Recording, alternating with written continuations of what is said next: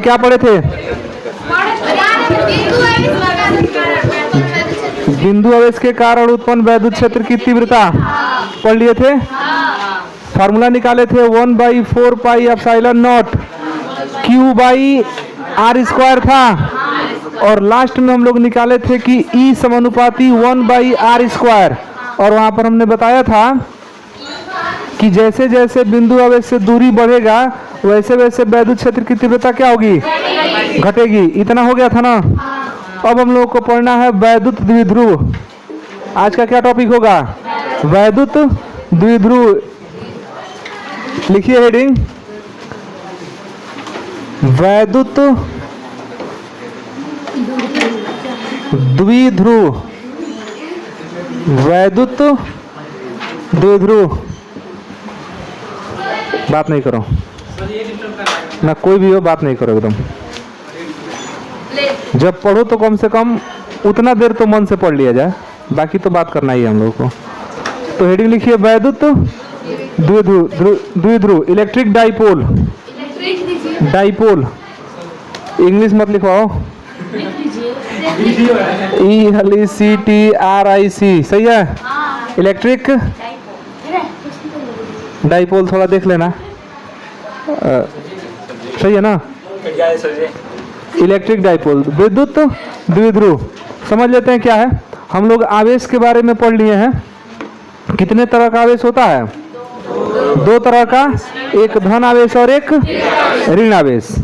तो मान लीजिए कि आपके पास दो आवेश हैं और दोनों का जो परिमाण है, परिमाण मतलब दोनों का जो मान है वो क्या है? बराबर है। जैसे जैसे मान लीजिए कि एक इलेक्ट्रॉन है और एक प्रोटॉन है, तो इलेक्ट्रॉन भी एक तरह का आवेश है और प्रोटॉन भी क्या एक तरह का आवेश है। मान लीजिए कि यह एक इलेक्ट्रॉन है, ठीक है, एक इलेक्ट्रॉन, और एक क्या हो गया? प्रोटॉन हो गया। ठीक, इलेक्ट्रॉन का आवेश कितना होता है? -1.6 इंटू 10⁻⁻19 कूलाम, यही ना होता है जी। इलेक्ट्रॉन का आवेश होता है। अब प्रोटॉन का आवेश भी इतना ही होता है, लेकिन वो पॉजिटिव होता है। तो इसका होता है +1.6 इंटू 10⁻⁻19। इसमें तो कोई दिक्कत नहीं किसी को। मतलब कि ये दोनों आवेश हैं, ठीक, और दोनों आवेश का जो परिमाण है, माने आवेश का जो मान है वो बराबर है। देख लीजिए 1.6 इंटू 10⁻⁻19 प्रोटॉन का भी है और 1.6 इंटू 10⁻⁻19 आपका इलेक्ट्रॉन का भी है। तो दोनों में अंतर क्या है तब? एक धनावेशित है और एक क्या है? ऋण। लेकिन दोनों आवेश का मान तो बराबर न है। अब इन दोनों को एक छोटी सी दूरी पर हम व्यवस्थित कर दें, मतलब दोनों को एक अल्प दूरी पर क्या कर दें? व्यवस्थित कर दें। तो इस प्रकार जो बना निकाय होगा, निकाय मतलब इंग्लिश में उसको सिस्टम बोलते हैं। इस प्रकार जो बना व्यवस्था होगा, इस व्यवस्था को हम क्या बोलते हैं? वैद्युत द्विध्रुव। वैद्युत आवेश है तो उस वैद्युत आवेश में का वैद्युत ले लिया गया है, और द्विध्रुव इसलिए कहा जा रहा है कि एक पॉजिटिव है और एक कैसा है? एक पॉजिटिव और एक क्या है? दो ध्रुव है, एक पॉजिटिव और एक निगेटिव। तब इसका डेफिनेशन इस प्रकार बनाया जाता है कि दो समान परिमाण वाले आवेश, परंतु इनकी प्रकृति कैसी हो? विपरीत हो। माने एक पॉजिटिव हो तो एक कैसा हो? दोनों के आवेश का मान बराबर हो, लेकिन दोनों की प्रकृति क्या हो? अच्छा, प्रकृति और मान में अंतर होता है। मान का मतलब कि ये वाला, ये मान है 1.6 इंटू 10⁻⁻19 कूलाम, ये उस आवेश का क्या है? मान है। लेकिन प्रकृति क्या है कि यह निगेटिव है, ये कैसा है? तो दो समान आवेश, दो समान परिमाण के आवेश परंतु विपरीत प्रकृति वाले हों, उन दोनों को अगर हम एक अल्प दूरी पर दोनों को व्यवस्थित कर देते हैं, तो इस प्रकार जो बना व्यवस्था होता है, इसको हम क्या बोलते हैं? वैद्युत द्विध्रुव। तो वैद्युत द्विध्रुव में कितने आवेश होंगे? दो आवेश होंगे। दोनों का परिमाण मतलब दोनों का मान क्या होगा? बराबर होगा। लेकिन क्या अंतर होगा? प्रकृति दोनों विपरीत होगी, एक पॉजिटिव होगा एक क्या होगा? निगेटिव। ठीक, एकदम जुड़वा है सब। जुड़वा देखे हैं सलमान खान का? दो रहते हैं, दो सलमान खान रहते हैं उसमें। एक बहुत सीधा रहता है, एक बहुत लतखोर रहता है, मैंने झगड़ा रहता है। एक मतलब एकदम क्या बोल रही है? वो मत ध्यान दो वहाँ पर। मतलब एक सीधा साधा अच्छा होता है, भोला भाला होता है, और एक मतलब चोर होता है, चोरी करता है, लोगों को मूर्ख बनाता है। लेकिन दोनों देखने में सेम एक जैसे होते हैं बस। तो दोनों सेम है, मतलब उनका परिमाण ठीक क्या है, दोनों का बराबर है। परिमाण दोनों का बराबर है, बस एक बहुत अच्छा है और एक उतना ही खराब है। तो दोनों क्या है, जुड़वा है। तो जब दोनों जुड़वा को एक पास रख देंगे ना, तो क्या बनेंगे, वही बनेंगे द्विध्रुव। क्या बन जाएंगे, द्विध्रुव। उसका एक रीमेक भी आया था, तुम लोग देखे हो कि नहीं? कौन था उसमें, वरुण धवन था ना? हाँ, तो उसी का वो रीमेक है वो। टुड़वा में 3 गो होते हैं, जुड़वा में 2 होते हैं ना, और टुड़वा में 3 गो होते हैं। नहीं सुने हो टुड़वा? क्या जानते हो तुम लोग, धरती पर आना व्यर्थ है तुम लोग का। चलिए अब देखते हैं मेन टॉपिक को। तो द्विध्रुव में क्या समझे कि द्विध्रुव में 2 आवेश होते हैं, दोनों का जो आवेश का परिमाण होता है वो बराबर होता है।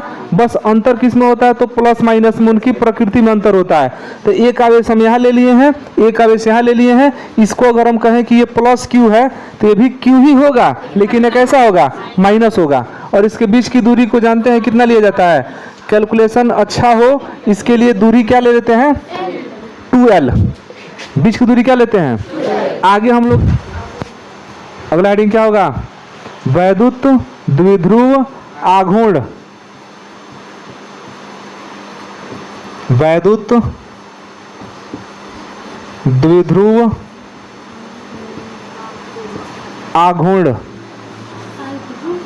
हाँ, वैद्युत द्विध्रुव आघूर्ण।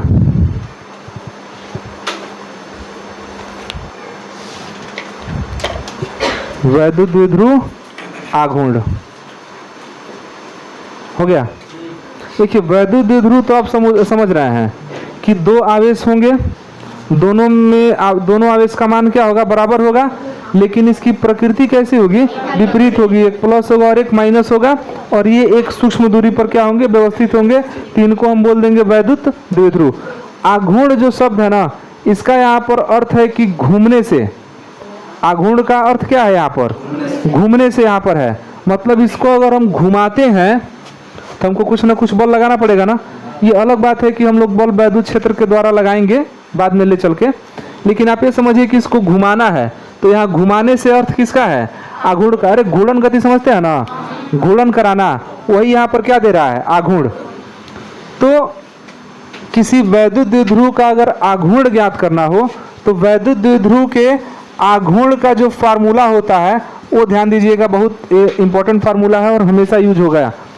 वैद्युत द्विध्रुव का आघूर्ण देखिए किसके बराबर होता है, इस वैद्युत द्विध्रुव के किसी एक आवेश, चूंकि दोनों आवेश तो बराबर हैं इसीलिए कोई एक आवेश ले लिया गया है।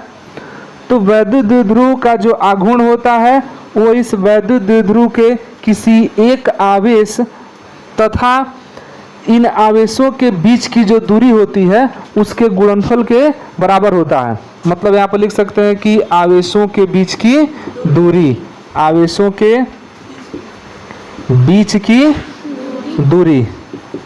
तो वैद्युत द्विध्रुव आघूर्ण किसे कहेंगे, आघूर्ण का अर्थ यहाँ पर क्या है, घुमाने से है। मतलब इस मार्कर को अगर हम क्या करें, आप मार्कर को द्विध्रुव मान लीजिए, इधर मान लीजिए कि माइनस क्यू है, इधर क्या है प्लस क्यू है, तो पकड़ के घुमा देने के प्रोसेस को हम क्या कहेंगे यहाँ पर, आघूर्ण। तो बिना बल का नहीं ना घुमाएंगे, तो यहाँ पर बल नहीं कहा जाता है, बल आघूर्ण होता है। और उसी में का शब्द कौन सा है, ये आघूर्ण। तो ये आघूर्ण किसके बराबर होता है, तो आघूर्ण जो होता है एक आवेश और बाकी इन दोनों आवेशों के बीच की जो दूरी है उसके गुणनफल के क्या होता है, बराबर होता है। और आघूर्ण को किसे दिखाया है, टाउ से दिखाया है जी कि पी से दिखाया है, पी से दिखाया है। तो P इक्वल टू, आघूर्ण को किसे दिखा रहा है, P से। P इक्वल टू एक आवेश मतलब Q। अभी मत कहना कि प्लस लिए हैं कि माइनस लिए हैं, माइनस प्लस तो प्रकृति को ना बता रहा है, बाकी आवेश का मान तो आपका Q ही है। Q इसका भी है, Q इसका भी है। तो एक आवेश हो गया Q और दोनों आवेशों के बीच की दूरी कितना हो गया, 2l। तो P इक्वल टू फार्मूला बन जाता है 2QL। थोड़ा सा 2 को पहले रख लेते हैं, तो 2QL। तो ये आपका आ गया वैद्युत द्विध्रुव आघूर्ण के लिए एक फार्मूला हो गया। इसका मात्रक अगर आप बनाना चाहें वैद्युत द्विध्रुव आघूर्ण का, तो इसी सूत्र से बनेगा एक आवेश, आवेश गुणे आवेशों के बीच की दूरी। तो आवेश का मात्रक क्या होता है जी? आवेश का मात्रक हो जाता है कूलाम, ठीक। और आवेशों के बीच की दूरी, दूरी है तो दूरी का क्या हो जाएगा? मीटर। तो इसका मात्रक क्या बन जाएगा? Coulomb metre. कोई दिक्कत इसमें? कूलाम मीटर तो इसका मात्रक हो गया। अब हम पूछें कि इसका बीमा क्या हो जाएगा, तो कूलाम का बीमा याद है? AT। कूलाम का बीमा कितना होता है? AT। मीटर का L, तो थोड़ा L को पढ़ने लिखते हैं तो लिख देते हैं LTA। हाँ, टॉपिक हमारा है कि वैद्युत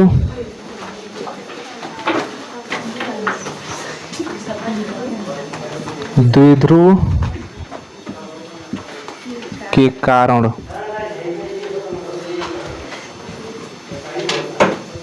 उत्पन्न वैद्युत क्षेत्र की तीव्रता। बात नहीं कीजिए। वैद्युत द्विध्रुव के कारण उत्पन्न वैद्युत क्षेत्र की तीव्रता, ये एकदम टॉपिक सबको कंफर्म होना चाहिए, क्योंकि ये अगर कंफर्म होगा तो इससे रिलेटेड आगे वाले जो जितने भी डेरिवेशन होंगे वो सब अच्छे से हो जाएंगे। तो वैद्युत द्विध्रुव के कारण उत्पन्न वैद्युत क्षेत्र की तीव्रता, वैद्युत क्षेत्र की तीव्रता समझते हैं ना?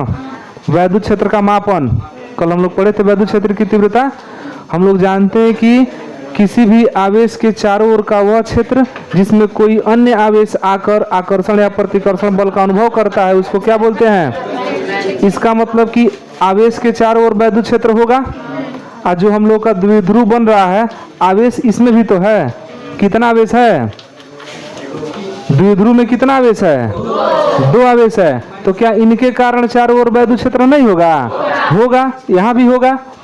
देखिए ये जो आपका वैद्युत द्विध्रुव है, हम मान लेते हैं ना कि वैद्युत द्विध्रुव AB है, मान लेते हैं क्या है AB। तो इसमें का एक तरफ माइनस Q आवेश और एक तरफ क्या हो जाएगा? प्लस Q आवेश। ये तो समझ रहे हैं ना कि वैद्युत द्विध्रुव हो गया। ये दोनों में ये वैद्युत द्विध्रुव में जो दोनों आवेश है इनके परिमाण क्या है? बराबर है। और प्रकृति क्या है? विपरीत है। एक निगेटिव है तो कैसा है? पॉजिटिव है। तो ये आवेश है तो क्या इसके चारों ओर वैद्युत क्षेत्र नहीं होगा? होगा। और ये भी आवेश है तो इसके भी चारों ओर क्या होगा? वैद्युत क्षेत्र होगा। जब आवेश है तो चारों ओर क्या होगा? वैद्युत क्षेत्र होगा। इसका मतलब कि यहाँ पर 2 आवेश हैं तो इन दोनों के कारण वैद्युत क्षेत्र होगा। हम कहें कि हम यहाँ पर वैद्युत क्षेत्र की तीव्रता निकालना चाहते हैं, तो यहाँ पर वैद्युत क्षेत्र की तीव्रता कुछ तो इस आवेश के कारण हो जाएगा और कुछ इस आवेश के कारण हो जाएगा। मतलब कि पूरे द्विध्रुव के कारण वैद्युत क्षेत्र की तीव्रता निकालना हम लोगों को। तो पूरे द्विध्रुव के कारण जो वैद्युत क्षेत्र की तीव्रता निकाली जाती है वो 3 कंडीशन में निकाला जाता है। कितने कंडीशन में निकाला जाता है? 3 कंडीशन में। लेकिन ज्यादातर बोर्ड एग्जाम में जो पूछा है वो सिर्फ 2 ही पूछा है। बोर्ड एग्जाम में कितना पूछा है? 2। नीट वोट में तीसरा वाला टाइप पूछ देता है कि तीसरे टाइप का कैसे निकालते हैं। हम लोग तीनों पर यहाँ पर डिस्कस करेंगे। पहले हम पहला नंबर वाला देखते हैं। पहला नंबर वाला कंडीशन क्या होता है, ध्यान समझिएगा। ये आपका वैद्युत द्विध्रुव है और इस वैद्युत द्विध्रुव के कारण हम वैद्युत क्षेत्र की तीव्रता निकालना चाहते हैं। ये चीज हम लोग 3 कंडीशन में निकालेंगे। पहला जो आपका होगा वो होगा अक्षीय स्थिति। किस स्थिति में निकालेंगे? अक्षीय स्थिति में, पहला कंडीशन। दूसरा आपका होगा निरक्षीय स्थिति। कौन सा कंडीशन होगा? निरक्षीय स्थिति। और जो तीसरा कंडीशन होगा वो होगा अन्य कहीं भी। अन्य कहीं भी मतलब कि निरक्षीय हो, अक्षीय हो, जहां मन कर वहां आप निकाल सकते हैं। अब ये समझिए कि ये अक्षीय स्थिति होता कहां पर है। तो ये जो आपका वैद्युत द्विध्रुव है, देख रहे हैं वैद्युत द्विध्रुव, तो इसी वैद्युत द्विध्रुव के लाइन में एकदम आगे इधर ले लेते हैं और नहीं तो इसी के लाइन में इधर। माने आप ऐसा मान के चलिए ना कि ये अक्ष है आपके, ये x अक्ष है और ये क्या है? y अक्ष है। और आपको इस वैद्युत द्विध्रुव को उठाकर कहां पर रख देना है? x अक्ष पर। कहां पर रख देना है? x अक्ष पर। और इस प्रकार रखना है कि वैद्युत द्विध्रुव का जो मध्य बिंदु है ना वो इसके मूल बिंदु पर पड़ जाए। बात समझ रहे हैं? तो ऐसे ही ना होगा, इधर ए हो जाएगा, इधर क्या हो जाएगा बी, इधर वाला माइनस क्यू, इधर वाला प्लस क्यू, यही वाली चीज यहाँ पर रख दिए हैं। तो अब हम बता रहे हैं कौन, हम अक्षीय स्थिति बता रहे हैं। तो इसी वैद्युत द्विध्रुव के इसी लाइन में मैंने एक्स अक्ष पर ही आगे निकालिए, कहीं भी किसी बिंदु पर, इस बिंदु पर निकालिए चाहे इस बिंदु पर निकालिए, मतलब कि इसी लाइन में होना चाहिए। समझ रहे हैं? नहीं तो इधर लेफ्ट में आ जाइए, इधर यहाँ निकालिए चाहे यहाँ निकालिए चाहे यहाँ, मैंने किसी बिंदु पर निकालिए, लेकिन जो आपका द्विध्रुव का जो लाइन है ना, इसी लाइन में आगे नहीं तो इसी लाइन में पीछे। मैंने हम ऐसा कहें कि एक्स अक्ष पर कहीं भी निकालिए। कहाँ निकालिए? एक्स अक्ष पर। तो एक्स अक्ष पर अगर आप वैद्युत क्षेत्र की तीव्रता निकालते हैं तो उसको हम कहते हैं कि हम किस स्थिति में निकाल रहे हैं? अक्षीय स्थिति में। कुछ समझ आ रहा है? तो अक्षीय स्थिति में वैद्युत क्षेत्र की तीव्रता निकालने के लिए क्या करते हैं कि वैद्युत द्विध्रुव को हम कहां पर रखते हैं? एक्स अक्ष पर। और एक्स अक्ष के किसी भी बिंदु पर या तो दाहिने तरफ निकाल दीजिए, नहीं तो बाएं तरफ निकाल दीजिए। किसी भी एक तरफ निकालेंगे तो वो जो स्थिति होगा वो कौन सा स्थिति होगा? अक्षीय स्थिति में वैद्युत क्षेत्र की तीव्रता। और अगर आप द्विध्रुव को रखे हैं एक्स अक्ष पर और निकाल रहे हैं वाई अक्ष के किसी बिंदु पर, ध्यान देना, यहाँ पर निकालिए, यहाँ पर निकालिए, यहाँ पर निकालिए, यहाँ पर कहीं भी वाई अक्ष पर निकाल रहे हैं, तो उसको कहेंगे कि वो किस स्थिति में है?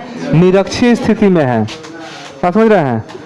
एक्स अक्ष पर निकालेंगे अक्षीय स्थिति, वाई पर निकालेंगे, और द्विध्रुव को कहाँ रखे हैं? एक्स अक्ष पर। कहाँ रखे हैं? ई ना कि वाई अक्ष पर द्विध्रुव को रख दो और निकालो वाई अक्ष पर, तो फिर अक्षीय हो जाएगा। ध्यान से देखना, द्विध्रुव को रख दिए एक्स वाई अक्ष पर, ठीक है, ऐसे वाई अक्ष पर ही तीव्रता निकाल रहे हैं ना, तो वो अक्षीय हो जाएगा। क्योंकि द्विध्रुव के लाइन में निकालेंगे ना, आगे चाहे पीछे, तो वो अक्षीय स्थिति में आता है। और उसके लंबवत निकालते हैं तो क्या आता है? निरक्षीय। अब बाकी इसको छोड़ के इधर इधर इधर इधर कहीं भी किसी बिंदु पर निकालेंगे तो वही हो जाता है अन्य कहीं भी। समझ रहा है? तो हम लोग कहाँ निकालने जा रहे हैं? अक्षीय स्थिति में। मतलब कि ये आपका जो वैद्युत द्विध्रुव है इसी लाइन में या तो उधर आगे होगा, नहीं तो कहाँ होगा? पीछे। तो हम लोग उधर आगे निकाल लेते हैं, निकाल देना इसको जी। तो अक्षीय और निरक्षीय समझ गए? अक्षीय निरक्षीय कई बार आएगा, हम लोग जब विभव निकालेंगे ना आगे, तो वहां भी आपका अक्षीय और स्थिति और निरक्षीय स्थिति आएगा। तो हम लोग किस स्थिति में निकाल रहे हैं? अक्षीय स्थिति में। इसको ध्यान देंगे। अब देखिए लिखने का तरीका क्या होता है, ध्यान से समझिएगा। सभी लोग रफ कर रहे हैं ना, तो लिखने का तरीका समझिए। सीखना है लिखने का तरीका, वो रटना नहीं है। लिखेंगे हम लोग कि माना ए भी एक वैद्युत द्विध्रुव है, जैसा कि चित्र में आप देख रहे हैं। क्या लिखेंगे? माना ए भी एक वैद्युत द्विध्रुव है जो माइनस क्यू और प्लस क्यू आवेश से मिलकर बना है। रटने वाला कुछ भी नहीं है। माना ए भी एक वैद्युत द्विध्रुव है जो माइनस क्यू और प्लस क्यू आवेश से मिलकर बना है। इनके बीच की दूरी 2l है। इनके बीच की दूरी कितना है? तथा इनका मध्य बिंदु O है। रखने वाला है कुछ? केवल चित्र को समझ लेना है। तथा इसका मध्य बिंदु क्या है? इसको लैंग्वेज में लिखते जाएंगे। क्या लिखेंगे शुरू से? फिर से बोलिए। माना ए भी एक वैद्युत द्विध्रुव है जो माइनस क्यू तथा प्लस क्यू आवेश से मिलकर बना है। इसके बीच की दूरी 2l है तथा इसका मध्य बिंदु O है। इसमें तो कोई समस्या है नहीं। हमको किस स्थिति में निकालना है? अक्षीय स्थिति में। तो लिखेंगे कि द्विध्रुव के मध्य बिंदु O से, द्विध्रुव के मध्य बिंदु O से। अब मध्य बिंदु ही क्यों लेते हैं? देखिए इस द्विध्रुव का जो संतुलन है ना, बैलेंस, वो मध्य बिंदु पर होता है। इसको हम ऐसे रख दें, ऐसे। और संतुलन बनाना हो तो संतुलन तो मध्य बिंदु से ही ना बनेगा, यहीं से ना बनेगा। तो इसीलिए संतुलन के लिए हम कौन सा बिंदु लेते हैं? और ऐसा मान के चलते हैं कि इसका जितना प्रभाव यहाँ है इसका भी उतना प्रभाव भी यही है। तो दोनों का बराबर प्रभाव है मध्य बिंदु पर। इसीलिए हम दूरी कहाँ से लेते हैं? मध्य बिंदु से लेते हैं। तो क्या लिखेंगे कि माना ए भी एक वैद्युत द्विध्रुव है जो माइनस क्यू तथा प्लस क्यू आवेश से मिलकर बना है। इसके बीच की दूरी 2l तथा मध्य बिंदु O है।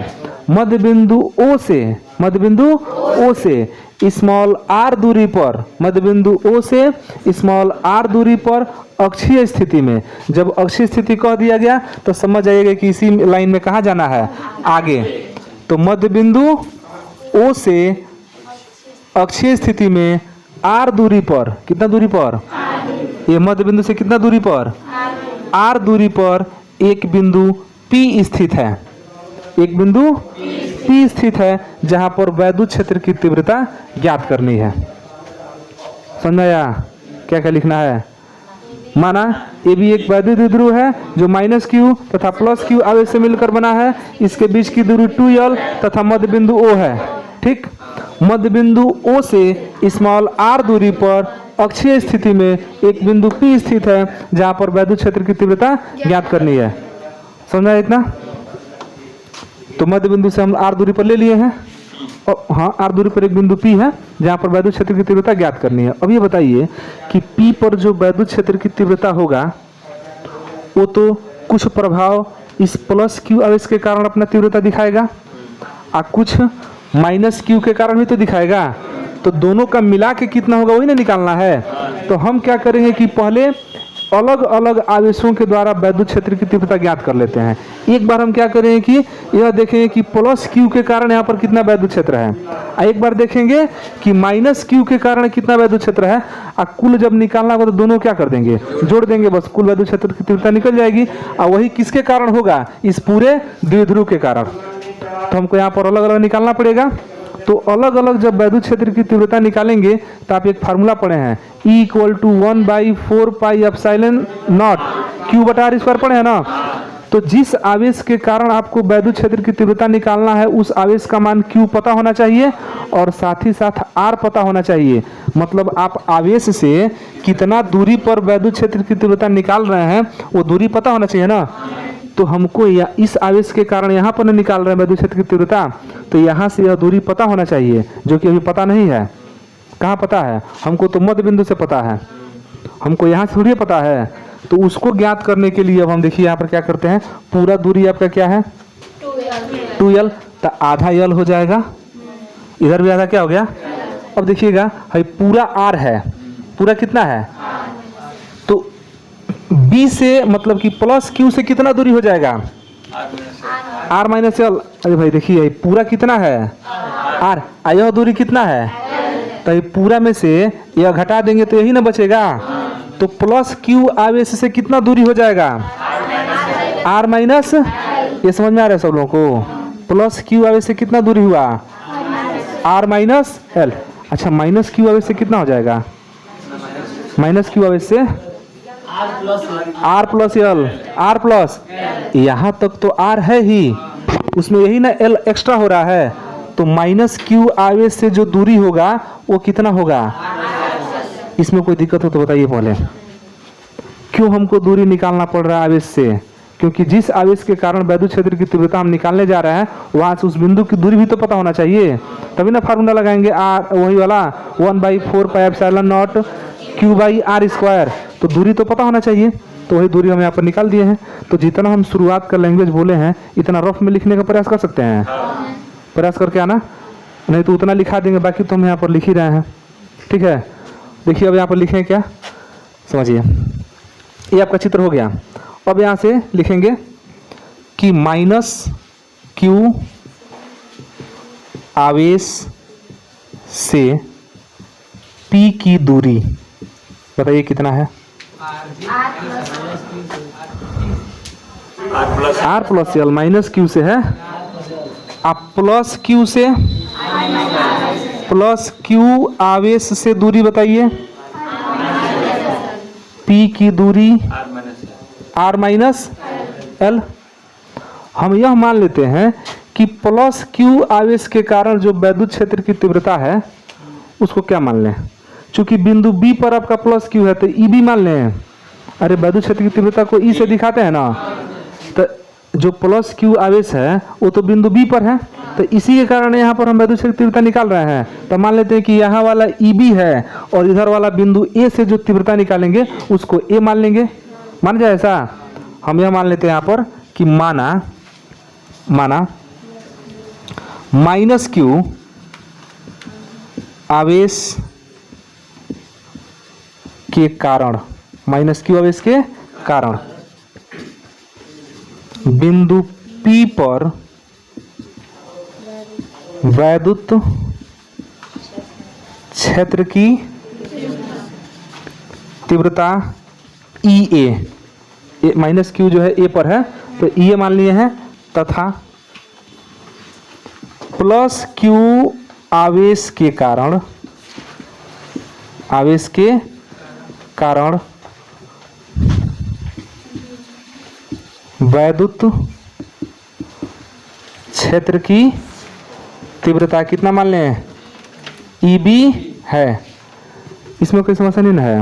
ये बताइए, दो आवेश आपके पास हैं तो दोनों ने अपना वैद्युत क्षेत्र दिखाएगा वहां पर, तो दोनों ने निकालना पड़ेगा और तब लास्ट में जोड़ देंगे तो कुल वैद्युत क्षेत्र की तीव्रता निकल जाएगा। तो EA अगर हमको ज्ञात करना हो, बताइए EA कैसे ज्ञात करेंगे। EA का फार्मूला क्या होगा, E माने वैद्युत क्षेत्र। अब वैद्युत क्षेत्र की तीव्रता का सूत्र हम लोग ऑलरेडी लिख चुके हैं, कितना 1/, एक आवेश के कारण वैद्युत क्षेत्र की तीव्रता का सूत्र नहीं लिखे हैं, तो इस आवेश के कारण इस बिंदु पर वैद्युत क्षेत्र की तीव्रता निकालना है। तो आवेश का मान Q पता ही है और यहाँ से दूरी हमको R प्लस L पता ही है, तो हम F/Q0 क्यों लगाएंगे।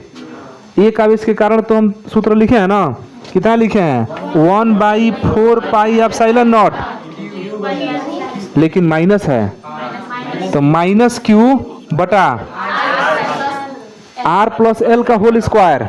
दूरी तो आपका R प्लस L ना हो चुका है, इसको समीकरण एक बनाइए। ये लाइन समझ में आ रहा है। मेन फार्मूला आपका वही है, E = 1/4πε0 Q बटा R स्क्वायर। समझ में आ रहा है।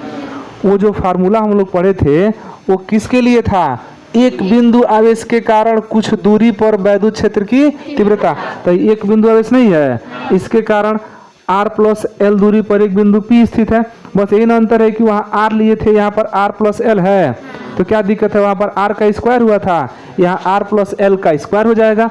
वहाँ पर आवेश Q था, यहाँ पर आवेश माइनस Q है, लेकिन कंडीशन तो सेम उसका है। तो ये आपका समीकरण कितना हो गया 1। यहाँ दिखाई दे रहा है जी। EB निकालिए अगर, तो EB अगर निकालें तो EB भी सेम होगा, केवल दूरी ना बदल रहा है। बोलो जी, थोड़ा जान जाए कि ढोंग आ रहा है कि नहीं आ रहा है। बोलो क्या लिख दे यहाँ पर, नकना मत। 1/4πε0 बोलो, हाँ Q बाई और R माइनस L का होल स्क्वायर। समीकरण नंबर, प्लस लिखने की विशेष आवश्यकता यहाँ पर अभी नहीं है, ठीक है, क्योंकि माइनस को तो नहीं ना छोड़ सकते हैं, इसीलिए माइनस लिख दिए हैं। अच्छा, माइनस लिखने का कारण है, जो वैद्युत क्षेत्र की तीव्रता होता है ना, वो सदिश राशि होता है, तो यहाँ प्लस माइनस मायने रखता है, ठीक है। क्योंकि देखिए, एक आवेश में से वैद्युत बल रेखाएं बाहर की तरफ निकलती हैं, एक में अंदर प्रवेश करती हैं, तो विपरीत ना हो जाएगा, इसीलिए एक प्लस और एक क्या रख दिए हैं, माइनस चिन्ह इसमें रख दिया गया है। अब अगर हम यह कहें कि बिंदु P पर अगर कुल वैद्युत क्षेत्र की तीव्रता E है, तो जो E होगा वह इन दोनों के योगफल के क्या होगा, बराबर होगा। यहाँ दिखाई दे रहा है, लिखे यहाँ पर, ऊपर लिखे, यहाँ लिखे ऊपर, हेडिंग को मिटा दें, इसको मिटा दे रहा अक्षीय स्थिति को।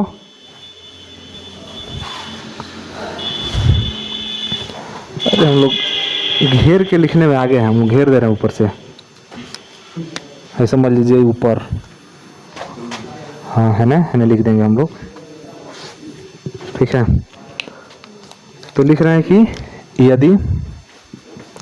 यदि बिंदु P पर ही तो निकालना हम लोगों को, यदि बिंदु P पर कुल चाहे परिणामी भी लिख सकते हैं, यदि बिंदु P पर परिणामी वैद्युत क्षेत्र की तीव्रता क्या मान ले, E मान लें, एक को तो EA माने हैं, एक को EB माने हैं, तो फाइनल वाले क्या मान लेते हैं, E हो तो हम लोग क्या जानते हैं, हम लोग जानते हैं कि जो E होगा वह EA प्लस ई बी के बराबर होगा। अब ई ए और ई बी का मान हम कहाँ से रख देते हैं उठा करके, समीकरण आपका समीकरण 1 और समीकरण 2 से। तो समीकरण 1 से ई ए का मान रख दीजिए, तो 1/4 पाई एप्सिलॉन नॉट, अच्छा माइनस को आगे लगा ले यहाँ पर, minus Q by R plus L का होल स्क्वायर, ये ई का मान निकाल रहे हैं हम लोग, अब प्लस ई बी का मान 1/4 pi epsilon naught Q by R minus L का होल स्क्वायर। समझ में आया? इसमें कुछ कॉमन भी दिख रहा है। अगर हम ई का मान निकालेंगे, ध्यान से देखिए, ई का मान निकालेंगे तो 1/4 पाई एप्सिलॉन नॉट तो कॉमन हो ही रहा है, साथ साथ आपका ऊपर से क्यू भी हो रहा है कॉमन, तो हम सीधे से लिख सकते हैं q/4 पाई एप्सिलॉन नॉट। कोई दिक्कत इसमें? अब देखिए इसमें तो आगे माइनस बच रहा है, इसमें बच रहा है प्लस, तो प्लस वाला को पहले लिख देते हैं, माइनस वाला को बाद में लिख देते हैं।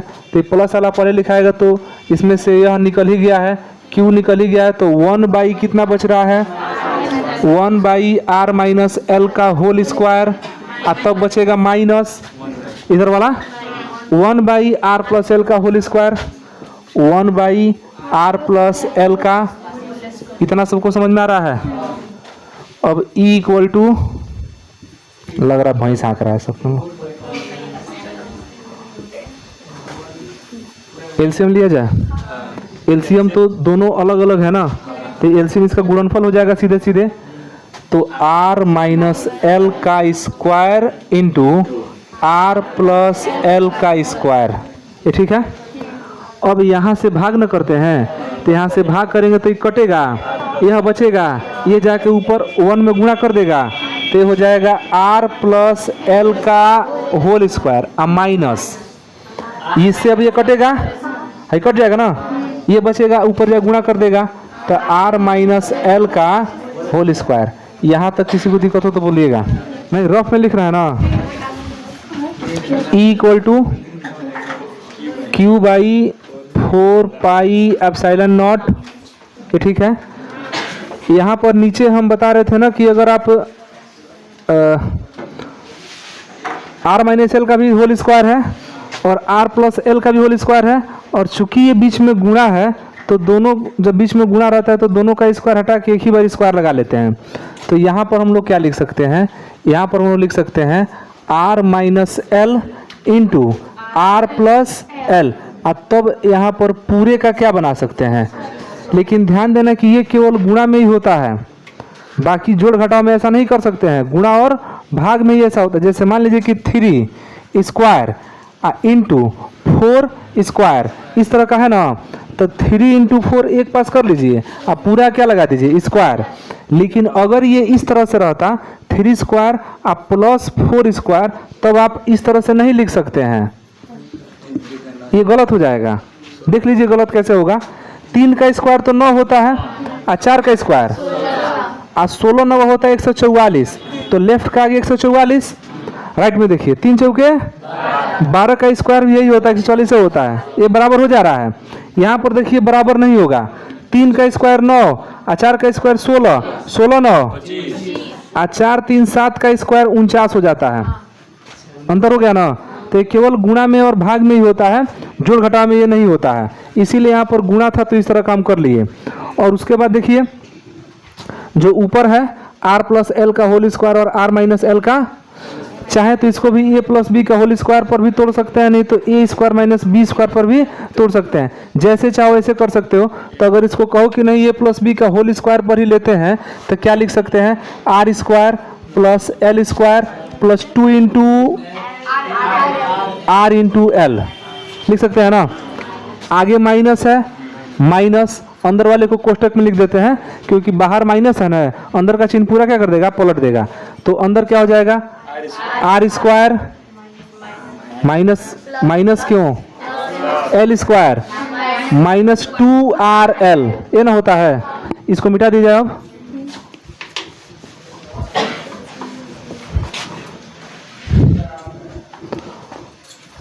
अब समझिए यहाँ से आगे, E equal to Q/4 pi epsilon naught, ऊपर देखिए R square plus L square plus 2RL, minus है तो minus R square minus L square plus 2RL, अंदर का चिन्ह बदल जाएगा बटा, नीचे इसका देखिएगा a minus B into A plus B, तो नीचे ही फार्मूला बन गया A square minus B square का, मतलब कि R square minus L square का।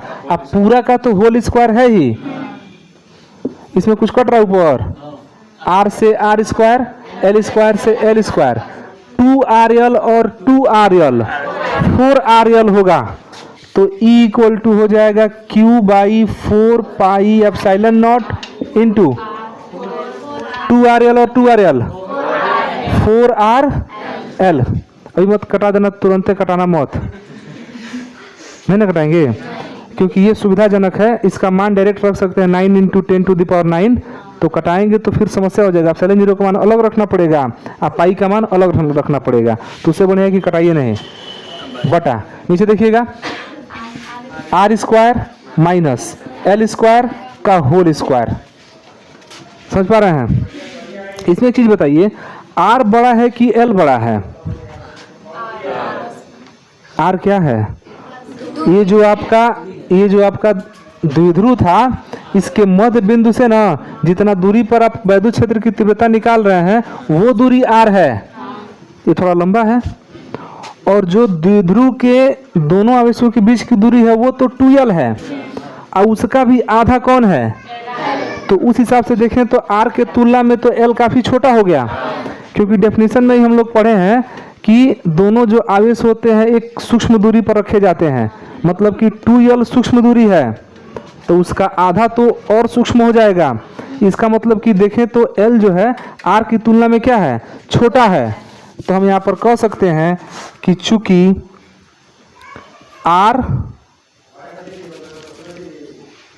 L लेस देन क्या? R, 2 बार लेस देन लगाए हैं, मैंने तो ढेर छोटा है, जब उसका स्क्वायर कर देंगे इसलिए L स्क्वायर तो और छोटा हो जाएगा। L छोटा है, उल्टा लिख दिए क्या जी? हाँ L छोटा है, ठीक है, L छोटा है किससे? R से। तो एक चीज जानिएगा, छोटी संख्या का स्क्वायर करते हैं ना तो वो और छोटा हो जाता है, आप बड़ी संख्या का स्क्वायर करते हैं तो और क्या हो जाता है? तो इसका स्क्वायर और क्या हो जाएगा? छोटा हो जाएगा। L क्या हो जाएगा? छोटा। आज जो अत्यंत छोटा हो जाता है ना उसको छोड़ देते हैं, नगण्य कर देते हैं, लिख देते हैं अतः L स्क्वायर क्या है? उपेक्षणीय है, वही नगण्य है, उपेक्षणीय है। उपेक्षणीय है तो उसको क्या कर देंगे? यहाँ दिखाई दे रहा है सबको, तो E इक्वल टू, देखिए अब Q को ले जा रहा है अंदर इसके साथ 1/4 पाई एप्सिलॉन नॉट, Q कहाँ गया? अंदर, तो अंदर 4RL Q, ठीक, बटा नीचे तो L स्क्वायर छोड़ दिए तो हो गया R स्क्वायर का स्क्वायर, नहीं जी L स्क्वायर छोड़ दिए तो R स्क्वायर का स्क्वायर होगा, तो ये क्या हो जाएगा? E equal to 1/4 pi epsilon naught. यहाँ थोड़ा सा हम व्यवस्थित कर रहे हैं क्योंकि अभी हम लोग P के लिए एक फार्मूला पढ़े हैं, 2QL पढ़े हैं, द्विध्रुव आघूर्ण का पढ़े ना अभी, P इक्वल टू 2Q। अगर हम यहाँ चाहें कि 2QL बना दें तो क्या बन नहीं जाएगा? इस 4 में 2 गुणे 2 कर देंगे, 4 को क्या कर देंगे? 2 गुणे 1 2 ले करके इसके Q के साथ और इसके L के साथ 2QL बना देंगे, क्या समझे? 2Q, इसका 2 गुणे 2 था ना, तो 2 इंटू क्या हो जाएगा? R। तो आगे लिख सकते हैं इस तरह से 2R इंटू 2QL बटा R का पावर 4। देख लीजिए, स्क्वायर का स्क्वायर है, R का पावर कितना हो जाएगा? अरे देख लो वही है, 2 दूना 4, उसमें R भी है और QL ही है, उसी को 2 भाग में कर दिए हैं, इसलिए ऐसा किया है ना कि इसके बदले हम लोग आराम से P लिख सकते हैं। ये देखिए, इसमें से एक R से एक R कट गया तो R क्यूब न बचा, परंतु हम यहाँ पर कह सकते हैं कि 2QL इक्वल टू क्या है? और इसको बोलते हैं द्विध्रुव आघूर्ण। तो हम लिख सकते हैं अब ई इक्वल टू, बताइए क्या लिख सकते हैं, 1/4 पाई एप्सिलॉन नॉट, आर तो कट गया, 2 इसके बदले में पी, तो 2p बटा आर क्यू, ये हम लोग का सूत्र निकल गया। किसके लिए, वैद्युत क्षेत्र की तीव्रता के लिए, किस कंडीशन में, अक्षीय स्थिति में, किसके कारण, वैद्युत द्विध्रुव के कारण। तो वैद्युत द्विध्रुव के कारण अक्षीय स्थिति में जो वैद्युत क्षेत्र की तीव्रता होता है वो होता है E equal to 1/4 pi epsilon naught 2p by R cube. मात्रक न्यूटन प्रति, मात्रक तो वही रहेगा ना, मात्रक कहाँ बदलेगा, ये समझ में आया। तो कैलकुलेशन को ध्यान में जरूर रखेंगे, कैलकुलेशन इसमें सब चीज़ है।